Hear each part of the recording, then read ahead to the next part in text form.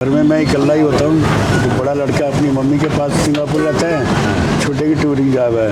तो अकेला रहने को बड़ी भयंकर दिक्कत आती है, कोई कंपनी नहीं, कुछ नहीं। बाकी हम लोग तो सूखे पत्ते हैं ना जी, अच्छा हम लोग सूखे पत्ते हैं, कभी भी झड़ जाएंगे, ठीक है ना। इतने 74 एज होगी हमारी, इतनी ज़्यादा है भी नहीं ना। हमको हमारे को चलने में दिक्कत है, मेन कारण है।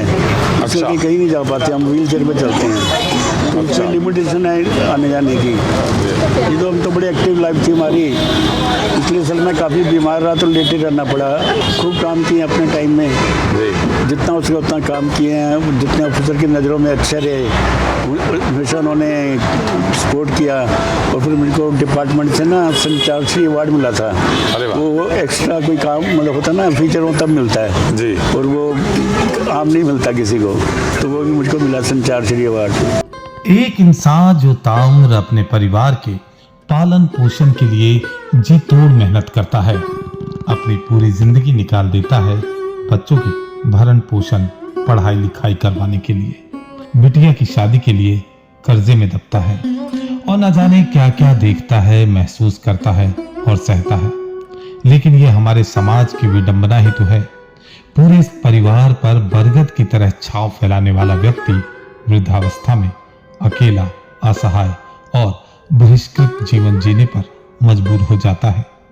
और ये कहानी सिर्फ एक दो परिवार की नहीं, बल्कि न जाने कितने ही वृद्ध बुढ़ापे का दंश झेल रहे हैं। बुढ़ापा दंश उनके लिए हो जाता है जिनके पास सब कुछ होते हुए भी कुछ नहीं होता, साथ बैठने वाला कोई नहीं होता, हालचाल लेने वाला कोई नहीं होता, और तो और बुढ़ापे में जब बीमारियां दस्तक देती हैं तो कोई देखभाल करने वाला नहीं होता। बच्चे अब अपने पैरों पर खड़े हो गए हैं, वे भी अपने परिवार के पालन पोषण में इतने शुमार हुए कि उन्होंने अपने माँ बाप को ही भुला दिया। आखिर यही तो जीवन का कालचक्र है, और इसी कालचक्र में दुनिया घूमती है। आज जो बच्चा है वो वयस्क होगा और फिर वृद्ध होगा। समाज भी इस क्रम से भली भांति अवगत है, फिर भी किसी वृद्ध को देख अनदेखा क्यों कर देता है। सवाल जो आपसे और हमसे भी जुड़ा है, इसलिए आज हम आपको मिलवाने जा रहे हैं एक ऐसे 74 वर्ष के वृद्ध से जिनका नाम परमिंदर सिंह है, जिन्होंने MTNL के ट्रेनिंग सेंटर में अपने 28 वर्ष दिए। अपने कार्यकाल के दौरान इन्हें कई बार इनके किए गए कार्यों के लिए पुरस्कार से भी नवाजा गया। और जब पंजाब में आतंकी गतिविधि के दौरान ये पंजाब के लुधियाना में सरकारी नौकरी में कार्यरत रहे। ताउम्र इन्होंने बड़ी ही बहादुरी और ईमानदारी से सरकारी पद पे रहकर अपने परिवार का पालन पोषण किया, बच्चों को बेहतर से बेहतर शिक्षा प्रदान करवाई। बच्चे विदेश गए तो साथ में अपनी माँ को भी ले गए, ये जानते हुए कि हमारे पिता अब अकेले पड़ जाएंगे, क्योंकि बुढ़ापे में पति पत्नी एक दूसरे की लाठी होते हैं, और वो लाठी जो एक दूसरे को सहारा बनाती है और जीवन को सुखमय बनाती है।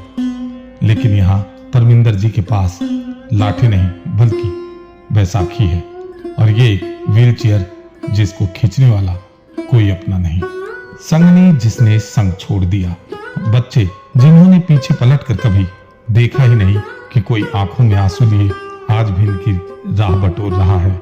शायद कोई पीछे पलट इनकी भी कोई सुध ले ले। इनके अतीत के कुछ पन्ने हमने भी पढ़े, जिसको शायद शब्दों में बयां करना मुश्किल होगा, लेकिन आप इशारे में बस इतना समझ लीजिए कि सोचा नहीं था कि जिंदगी में ऐसे फसाने होंगे, रोना भी जरूरी होगा और आंसू भी छुपाने होंगे। मेरा नाम परमिंदर सिंह है जी।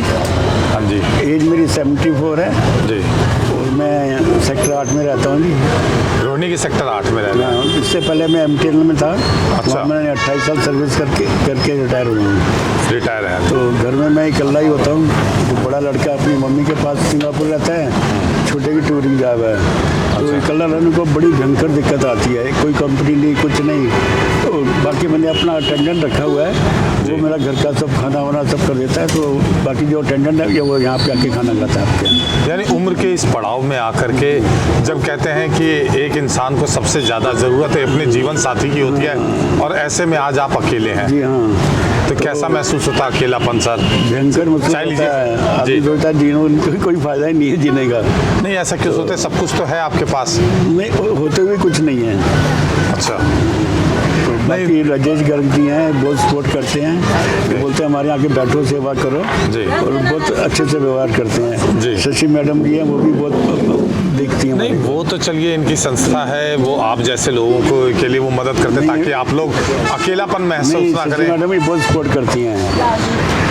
बिल्कुल वाजिब बात है कि वो तो सारी टीम है जो यहाँ पे मदद करती है। जी। लेकिन फिर भी आपको कभी ऐसा फील नहीं होता है कि साथ होते तो शायद ज़िंदगी और बेहतर होती? हाँ, वो तो सर है ही है। साथ के लिए तो यहाँ है कि सब लोग हैं यहाँ पे, जी। सबका साथ है यहाँ पे। जी बाकी हम लोग तो सूखे पत्ते ना, जी। बेटा हम लोग सूखे पत्ते कभी भी झड़ जाएंगे, ठीक है ना। इतने 74 एज होगी हमारी। जी तो बाकी गर्ग साहब की बहुत मेहरबानी है, बहुत सपोर्ट करते हैं, बहुत प्यार करते हैं और हमेशा बोलते हैं यहाँ के बैठो, कोई दिक्कत नहीं है। जी। नहीं गर्ग साहब तो जितने भी सीनियर सिटीजन हैं सबको उनकी यही मंशा होती है कि वो सबके चेहरे पे मुस्कान ला सकें। हाँ, नहीं करते भी इतना, मतलब कि अच्छे से मिलते हैं, अच्छा सा प्यार करते हैं, कोई कर सकता है ऐसा। अच्छा, सारी चीज़ों से आप संपन्न हैं, घर भी अपना है, पेंशन भी आती है, समझे? लेकिन जब समय काटने की घर में कलर रहने क्या दिनचर्या रहती है आपकी? आदमी सोचता मर जाए ज़्यादा अच्छे से। तो नहीं मरना कोई समाधान नहीं है बाबू। नहीं, वो तो बोलो जब कुछ रह ही नहीं गया, कुछ करने को नहीं है कुछ भी। मतलब जाते हैं दोस्तों के बीच में बैठते होंगे। थोड़ा बहुत ही है, ज़्यादा है भी नहीं ना। हमको हमारे को चलने में दिक्कत है, मेन कारण है। अच्छा। इसलिए कहीं नहीं जा पाते, हम व्हील चेयर पे चलते हैं, तो उससे लिमिटेशन है आने जाने की। ये तो हम तो बड़ी एक्टिव लाइफ थी हमारी, पिछले साल में काफ़ी बीमार रहा तो लेटे रहना पड़ा हॉस्पिटल जी। में, उससे लाते थोड़ा अब काम नहीं कर रही है। आपने MTNL को 28 साल दिए, सरकारी महकमा रहा, तो कुछ पुरानी यादें जो हमारे साथ साझा करना चाहते हो कि उस टाइम का जब दौर था जब आप यंग थे, नौकरी कर रहे थे। खूब काम किए अपने टाइम में, जी जितना उसका उतना काम किए हैं, जितने ऑफिसर की नज़रों में अच्छे रहे, हमेशा उन्होंने सपोर्ट किया। और फिर मेरे को डिपार्टमेंट से ना संचारश्री अवार्ड मिला था। अरे वाह। वो एक्स्ट्रा कोई काम मतलब होता है ना, फीचर हो तब मिलता है जी। और वो आम नहीं मिलता किसी को, तो वो भी मुझको मिला संचारश्री अवार्ड।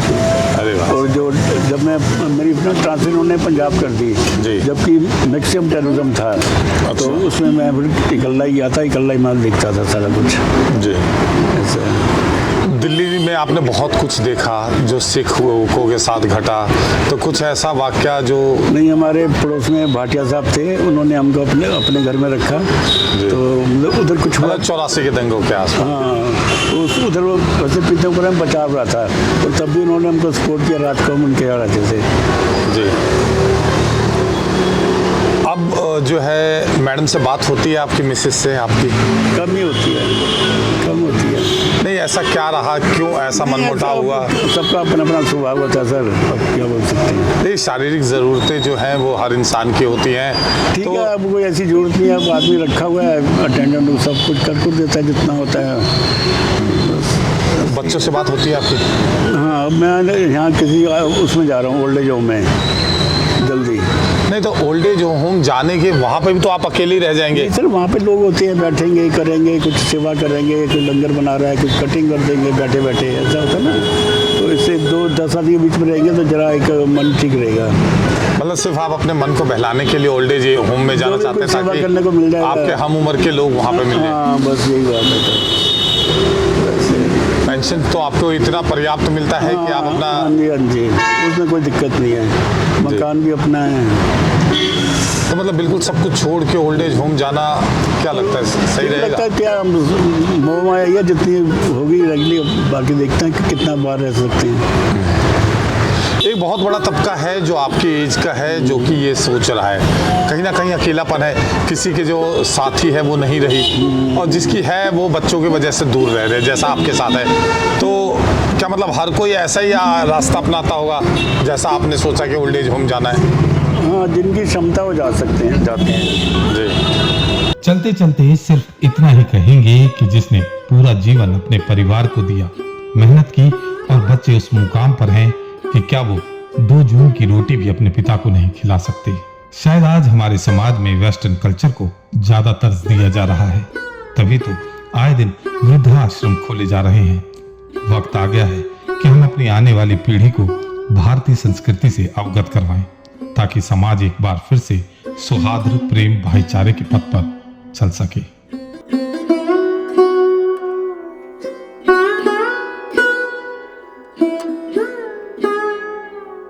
तो ये थी हमारी आज की कुछ खास पेशकश। हमें दीजिए इजाजत। नमस्कार।